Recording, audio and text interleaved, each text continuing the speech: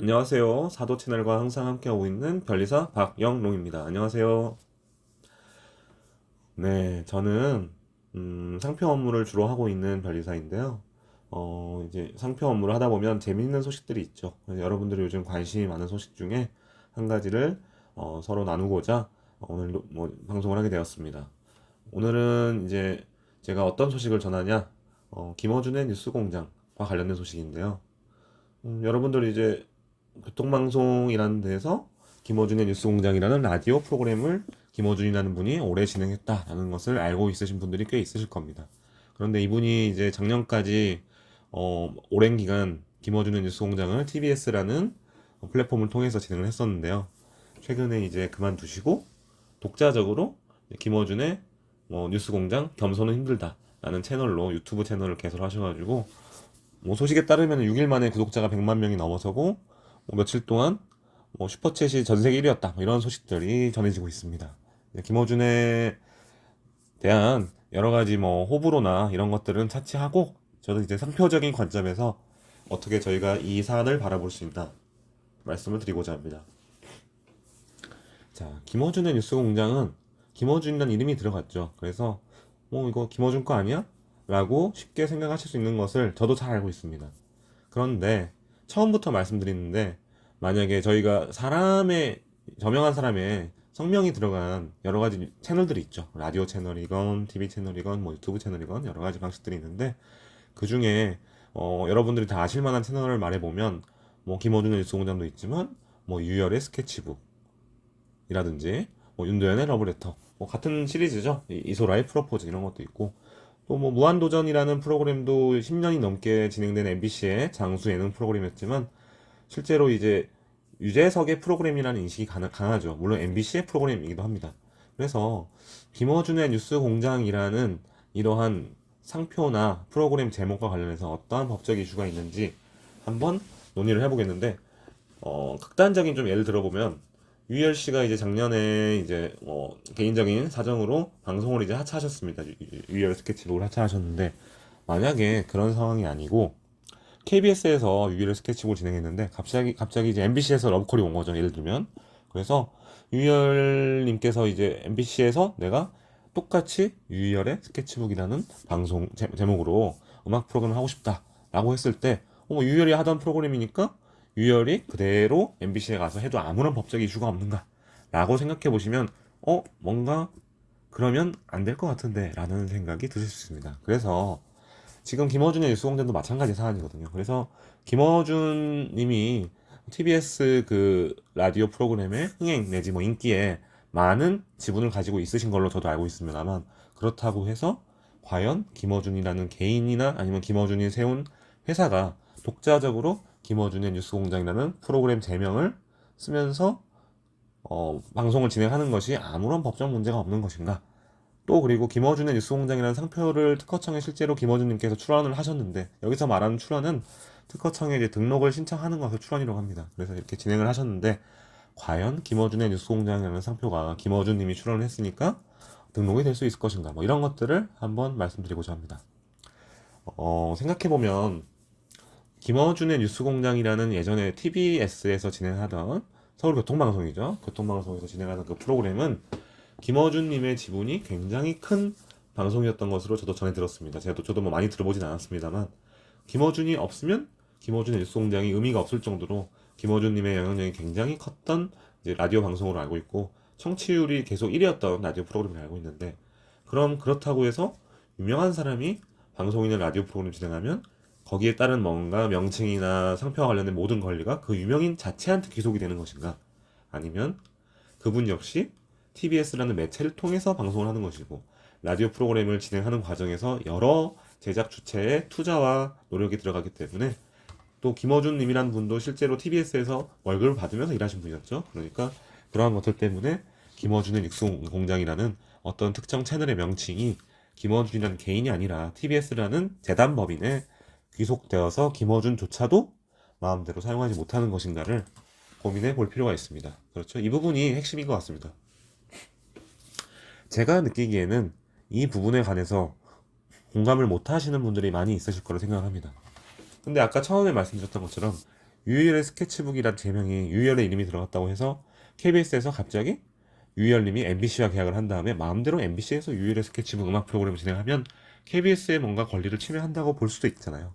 근데 현재 지금 김어준님이 유튜브 프로그램을 만들어서 제작 진행하면서 어쨌든 TBS가 진행했던 명칭 자체가 김어준의 뉴스공장이었으니까 과연 김어준 본인이라도 아무런 법적 이슈 없이 사용할 수 있는가가 문제가 되고, 사실 여기에 대한 결론을 저도 정확히 내리지 못했습니다. 그렇지만 대략의 아직 심사 결과가 나오지도 않았고 법적인 이슈가 확실히 정리된 건 아니지만 대략의 저의 의견을 전달하면서 여러분과 공감을 나누고자 합니다.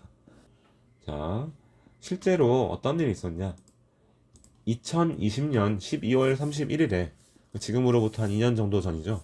정모 씨가 뉴스공장이라는 상표를 출원한 적이 있었습니다. TBS도 아니고 김어준 님도 아니고 정모 씨라는 제3자인데 출원을 했는데, 그때는 어떻게 심사 결과가 나왔느냐? 뉴스공장이라는 명칭은 특정인이 독점할 수 없는 명칭이다.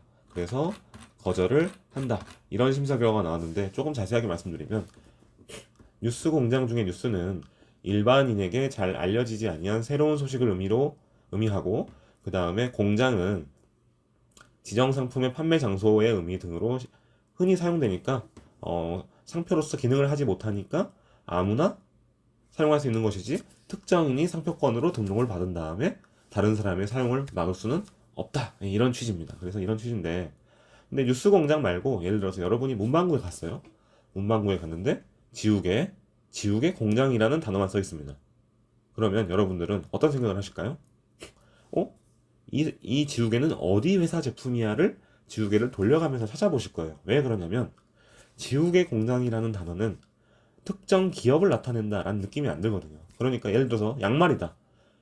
어디 가서 이마트에 가서 양말을 샀는데 양말에 양말 공장이라는 단어만 적혀 있는 거예요.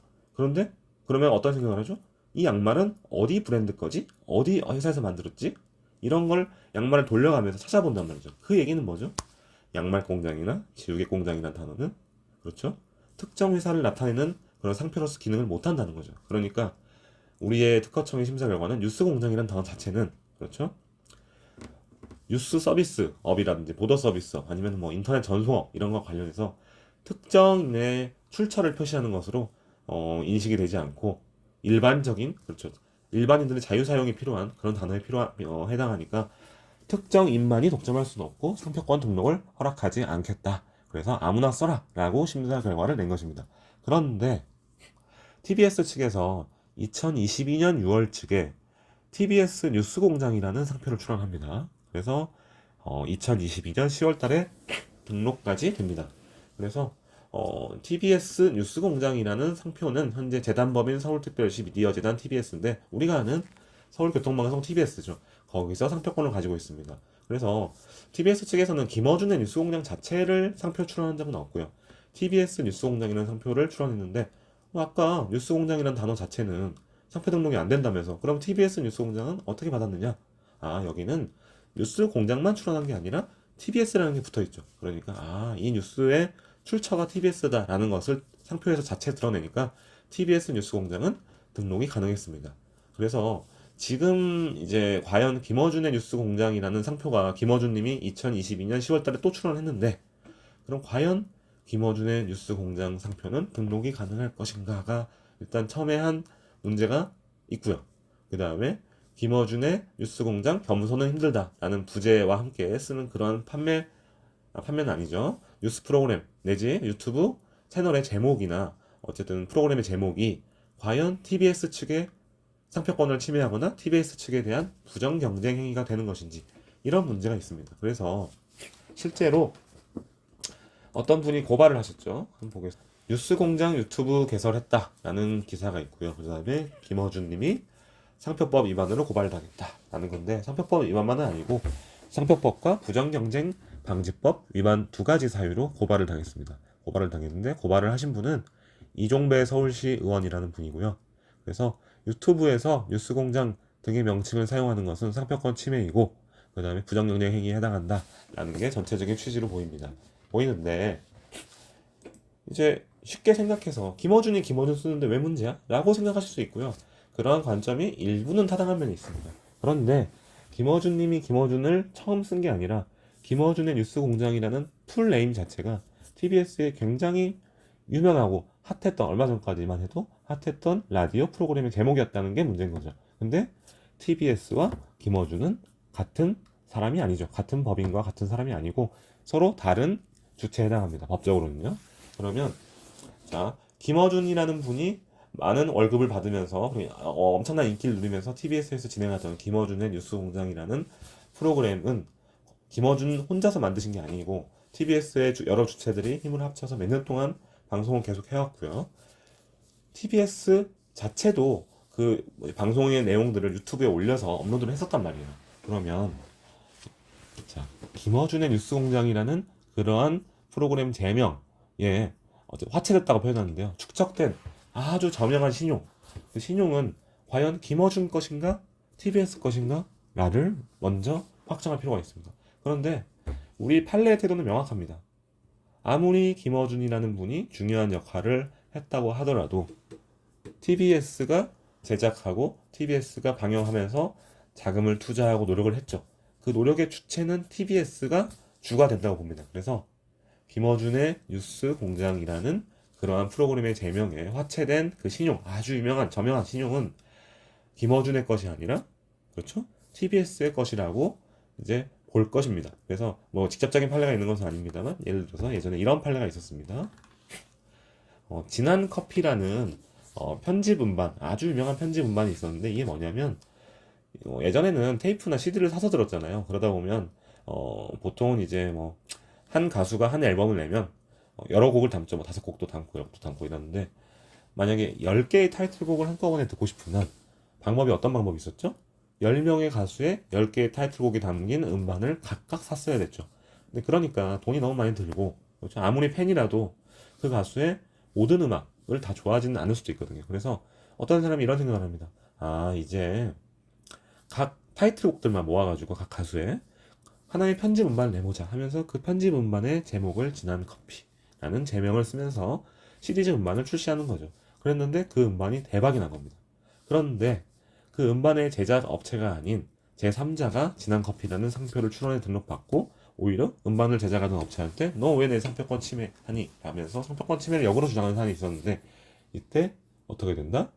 아, 상표권 침해 아니다. 왜냐하면 진한 커피라는 그 음반의 제명에 화체된 신용은 상표권자, 즉 모방 출원해서 등록받은 자한테 귀속되는 것이 아니라 그렇죠? 진한 커피 음반을 발매하던 제작사한테 귀속되기 때문에 그렇죠? 제작사가 직접 쓰겠다는데 무슨 문제냐 이런 거죠. 그래서 지금도 마찬가지입니다. 김어준의 뉴스공장이라는 프로그램의 제명이 있는데 그 제명을 TBS에서 만약에 일단 방영을 하면서 써왔죠. 물론 이제 문제가 한 가지 있긴 합니다. 진한 커피랑 다른 점은 뭐냐면 김어준이라는 아주 유명한 사람의 이름이 들어가 있다는 게 문제죠. 그래서 지금 TBS 측에서도 지금 확실하게 정해진 건 아닌 것 같은데 뉴스공장 2라든지 후속 뉴스공장의 후속 프로그램을 진행할 예정이다라는 기사도 나오고 있습니다. 그러면 이제 문제는 김어준의 뉴스공장은 차치하더라도 과연 뉴스공장이라는 단어에 그 화체된 신용, 그렇죠?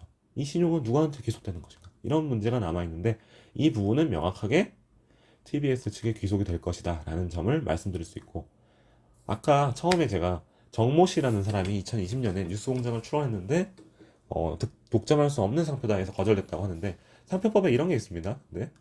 좀 어려운 법리죠. 자, 이런 겁니다. 원래는 특정인이 독점할 수가 없는 단어인데 그 특정인이 계속 열심히 사용하는 거예요. 그래서 이제는 특정 기업의 상표로 사람들이 인식하면 특정인의 출처 표시를 식별한다고 하는데요. 정확하게는 식별하면 그 특정인이 등록받을 수 있습니다. 예를 들어서 이런 거죠. 자, 농심에서 가장 대표적인 스낵 중에 하나가 새우깡이라는 게 있는데 나온 지 수십 년 된 제품이죠. 그런데 농심 새우깡이라는 과자가 처음 나왔을 때 생각해 보시면 농심은 그렇다 치고 새우깡이라는 명칭 자체는 새우로 만든 깡, 과자, 그렇죠? 과자이기 때문에 사실 상표로서 식별력이라는 게 없죠. 이게 상표의 기능을 못하죠. 그냥 새우로 만든 과자 아니냐 이렇게 됐는데 수십 년을 사용하다 보니까 유명해져가지고 새우깡이라는 단어만 들어도 아 그거는 오뚜기 새우깡 아니고 농심 새우깡 그거지 라고 사람들이 인식을 합니다. 그래서 실제로 지금은 새우깡이라는 단어만으로 농심의 상표권을 가지고 있죠. 그러니까 아까 정모 씨라는 사람이 뉴스공장이라는 걸 출원했을 때는 상표 출원했을 때는 그거는 혼자 독점할 수 없는 단어에 상표 기능을 못하니까 이랬는데 김어준의 뉴스공장이 너무 유명해졌다 보니까 만약에 TBS에서 지금 뉴스공장이라는 것을 단독으로 만약에 TBS 뉴스공장이 아니라 뉴스공장만 출원해도 등록할 수 있지 않느냐 이런 이슈가 한 가지 있고요. 그 다음에 실제로 출원은 안 했으니까 그건 빼더라도 TBS 뉴스공장에서 TBS를 제외한 뉴스공장 자체만으로도 너무 유명하니까 이제는 TBS 측 재단법인 TBS 측의 권리 어쨌든 상표로서 권리가 보유된 게 아니냐. 그러면 김어준의 뉴스공장이라는 것을 상표를 출원하거나 써도 뉴스공장이라는 그 단어 때문에 TBS 측의 상표권을 침해하거나 그렇죠? 부정경쟁이 되냐 이런 이슈가 있습니다. 그래서 심사 결과 특허청의 심사 결과는 나와봐야겠습니다만 이제 관건은 그거죠.